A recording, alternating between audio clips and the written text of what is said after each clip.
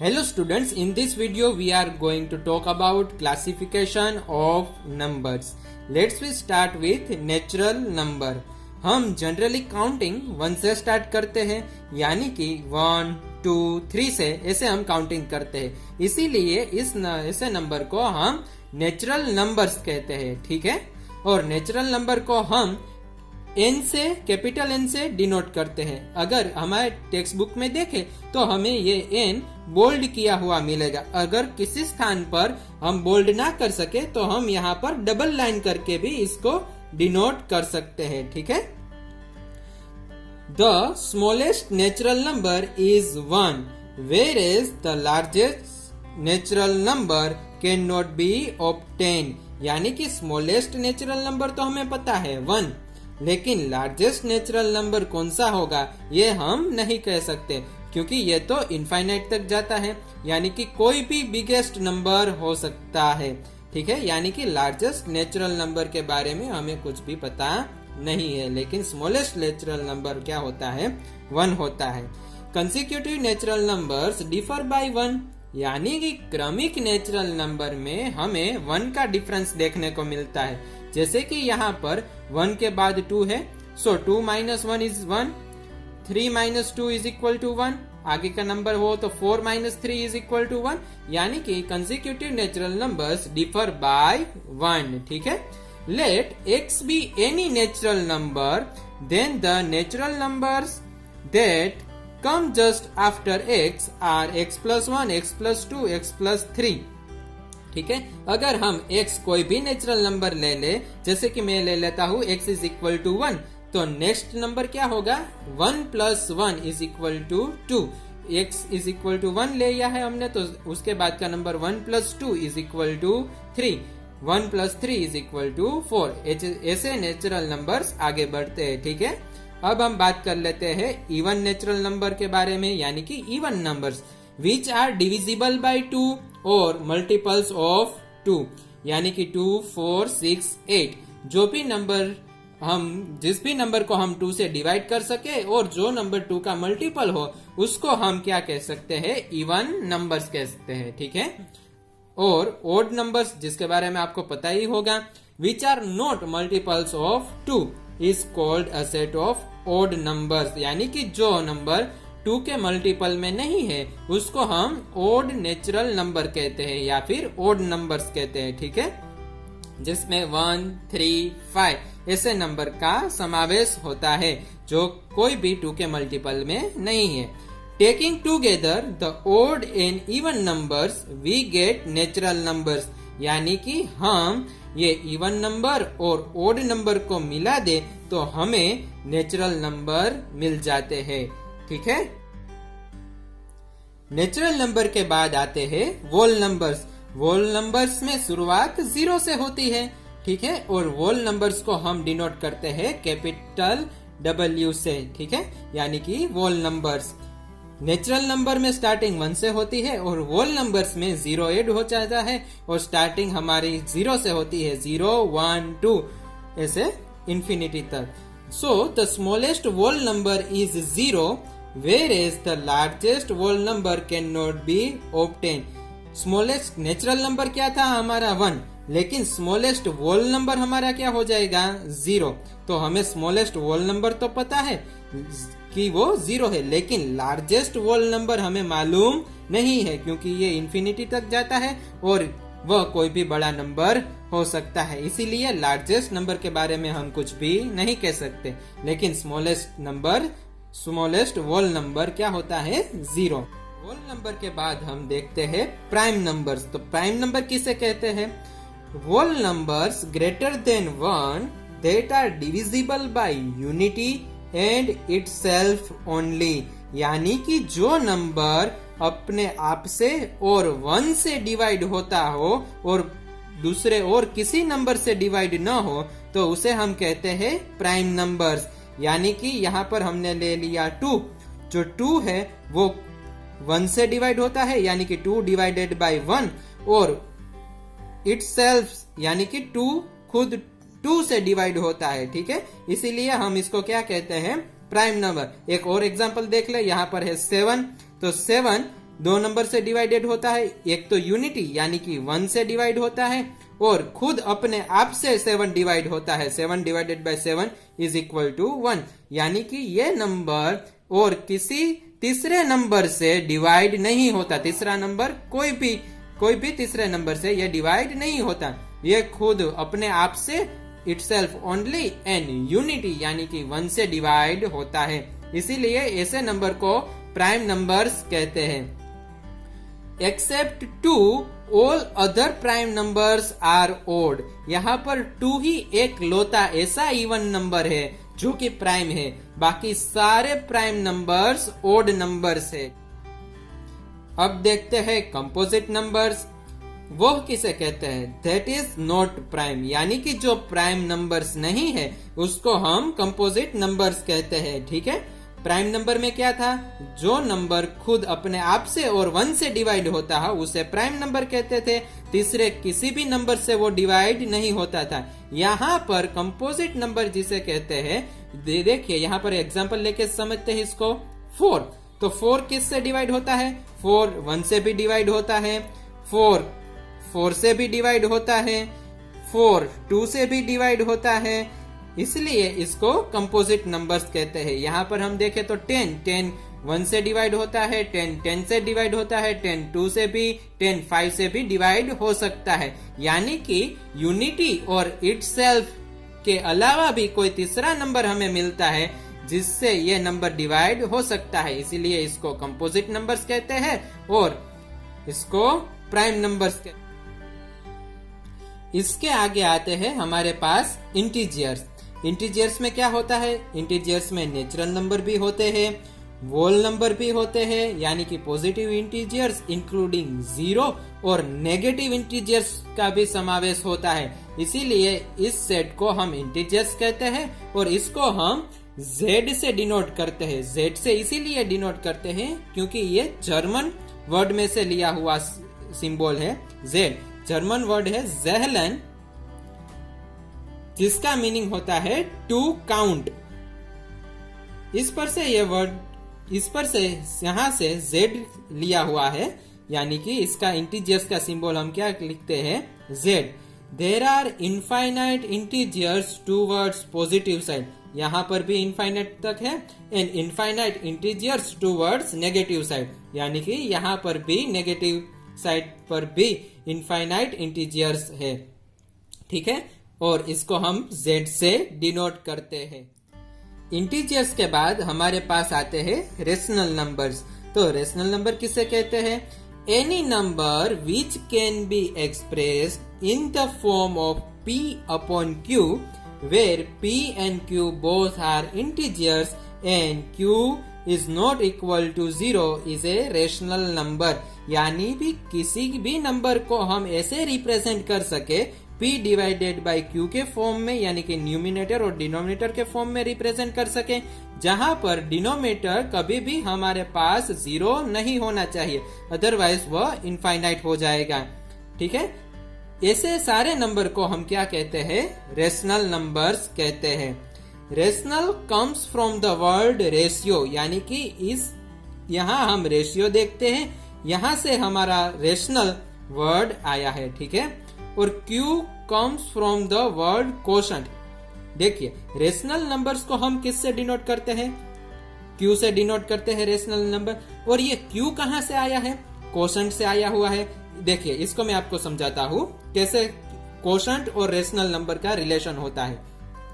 देखिए, अगर कभी भी हम डिवीजन करें यहाँ पर, तो यहाँ पे डिविडेंड, डिवाइजर और यहाँ पर होता है हमारे पास कोशंट। ठीक है, और यहाँ पर बचता है हमारे पास रिमाइंडर। ठीक है, तो यहाँ पर ये कोशंट का आंसर हमें डिसाइड करता है कि ये नंबर रेशनल है या रेशनल नहीं है। ठीक है, तो देखिए यहाँ पर एक दो एग्जाम्पल लेते हैं। सबसे पहला एग्जाम्पल हमने लिया है 5/2, यानी कि 5 डिवाइडेड बाई 2। इसका आंसर हमें क्या मिलेगा? यहाँ पर 2.5 मिलेगा। ठीक है, यानी कि कोशंट हमारा क्या बनेगा? 2.5। तो 2.5 है वो टर्मिनेटिंग है, यानी कि आंसर फिक्स है। इस वजह से कोशंट के यहाँ पर हम क्या देखते हैं? कोशंट देखते हैं। कोशेंट फिक्स है, टर्मिनेटिंग है, इसकी वजह से ये रेशनल नंबर है।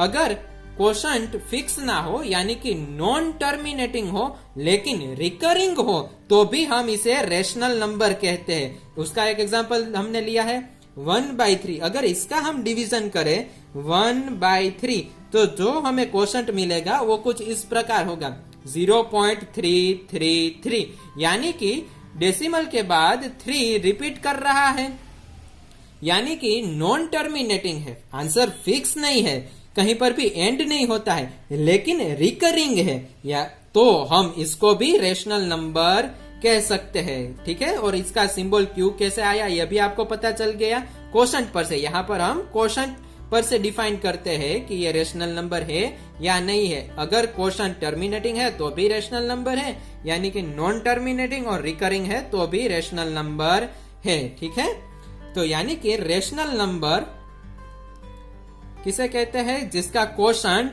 टर्मिनेटिंग भी हो और टर्मिनेटिंग न हो तो नॉन टर्मिनेटिंग बट रिकरिंग होना चाहिए, तो इसको हम रेशनल नंबर के तरह काउंट कर सकते हैं। अब रेशनल नंबर के बाद हम बात करने वाले हैं इर्रेशनल नंबर्स के बारे में। तो इर्रेशनल नंबर किसे कहा जाता है? A number x is called irrational if it cannot be written in the form p by q, where p and q are integers and q is not equal to 0। यानी कि जो rational numbers की definition थी उसके जैसे अगर हम कोई भी नंबर नहीं लिख सकते तो उसको हम क्या कहते हैं, इर्रेशनल नंबर कहते हैं। ठीक है, और वहां पर रेशनल नंबर में हमने कहा था या तो हमारा कोशेंट टर्मिनेटिंग होगा या फिर रिकरिंग होगा, उसको हम रेशनल नंबर कहते थे। लेकिन इर्रेशनल नंबर में हमें नंबर नॉन टर्मिनेटिंग और नॉन रिकरिंग मिलेंगे। ठीक है, देखिए यहाँ पर हमने एक एग्जांपल लिया हुआ है √2। √2 इज इक्वल टू 1.41421356 और ऐसे आगे बढ़ता ही चलता जा रहा है, लेकिन कहां पर भी इसका आंसर एंड होगा मालूम नहीं, ये इसलिए यह नॉन टर्मिनेटिंग है, इसका आंसर ऐसे एंड नहीं होता है। ठीक है, और नॉन रिकरिंग है यानी कि कहीं पर भी हमें पैटर्न नहीं दिखाई देती, कहीं पर भी रिपीटेशन हमें यहाँ पर नहीं दिखाई देता, इसलिए इस नंबर को हम कहते हैं इर्रेशनल नंबर। जैसे कि √3 यानी कि 1.73205081 ये भी नॉन टर्मिनेटिंग है, ये ऐसे आगे बढ़ता ही रहता है, यानी कि टर्मिनेटिंग नहीं है। और नॉन रिकरिंग है यानी कि यहाँ पर यह नंबर किसी भी स्थान से रिपीट होना स्टार्ट नहीं करता है या हमें यहाँ पर किसी भी रिपीटेशन पैटर्न नहीं दिखाई देती है, इसलिए यह number non terminating non recurring है और इसको हम ऐसे भी डिनोट नहीं कर सकते हैं। इसकी वजह से इसको हम इर्रेशनल नंबर कहते हैं। और very famous irrational number is pi 3.141592653 and so on. Ready, यह भी नॉन टर्मिनेटिंग नॉन रिकरिंग है, इसकी वजह से पाई भी हमारा इर्रेशनल नंबर होता है। लेकिन दोस्तों यहाँ एक सीखने वाली बात यह है, मैं आपको बता दूं, हम generally pi is equal to 22/7 लिखते हैं। ठीक है, लेकिन ये 22/7 जो है वो रेशनल नंबर है और पाई जो है वो इर्रेशनल है। कैसे?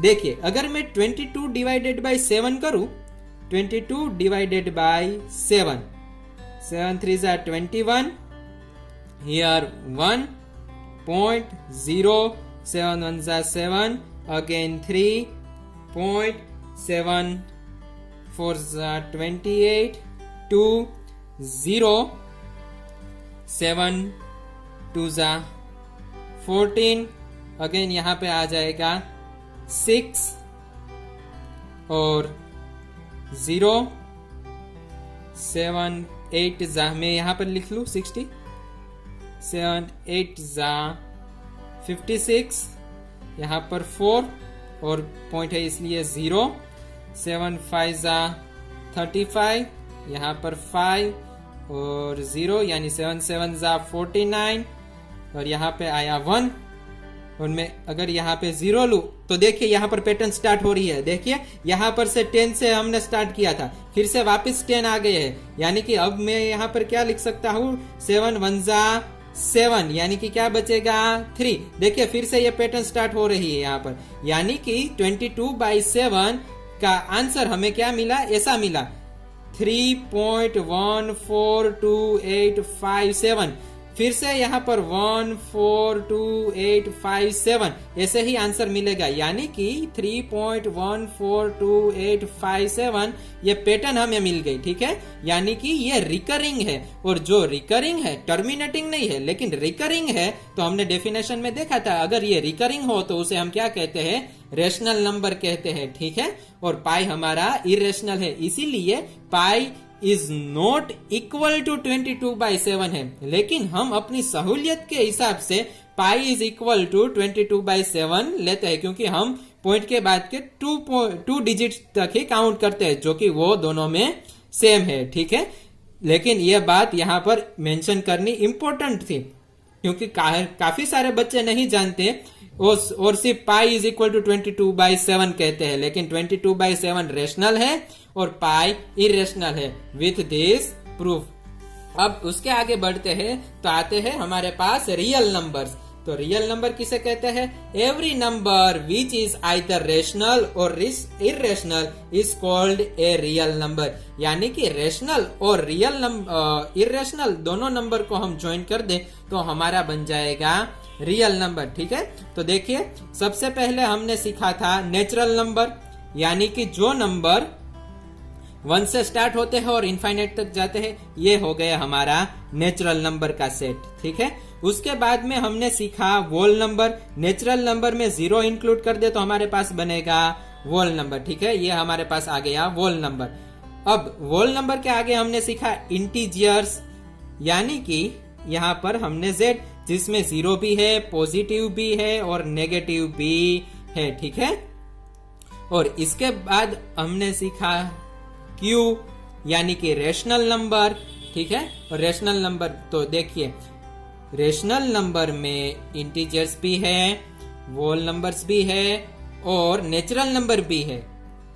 और इसके अलावा हमने एक नंबर सीखा इरेशनल नंबर। इरेशनल नंबर को हम Q डैश से डिनोट कर सकते हैं, यानी कि जो रेशनल नहीं है वो हो गया हमारा इरेशनल, यानी कि हमने यहाँ पर Q डैश से इसे डिनोट कर दिया, अदरवाइज आप उसे I भी कह सकते हैं। ठीक है, अगर ये रेशनल नंबर और ये इरेशनल दोनों को अगर मिला दे तो हमारा जो सेट बनेगा उस पूरे सेट को हम कहते हैं रियल नंबर।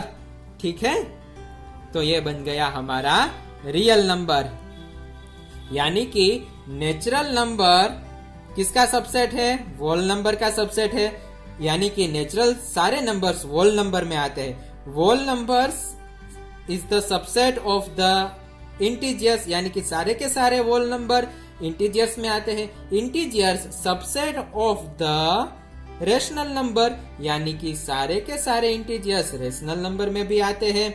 और रेशनल नंबर किस में आते हैं, रियल नंबर में आते हैं। ठीक है, और रियल नंबर में एक दूसरा भी आता है जो है irrational number. Irrational number is also subset of real numbers. ठीक है, तो अब आपको ये क्लासिफिकेशन ऑफ नंबर क्लियर होगा।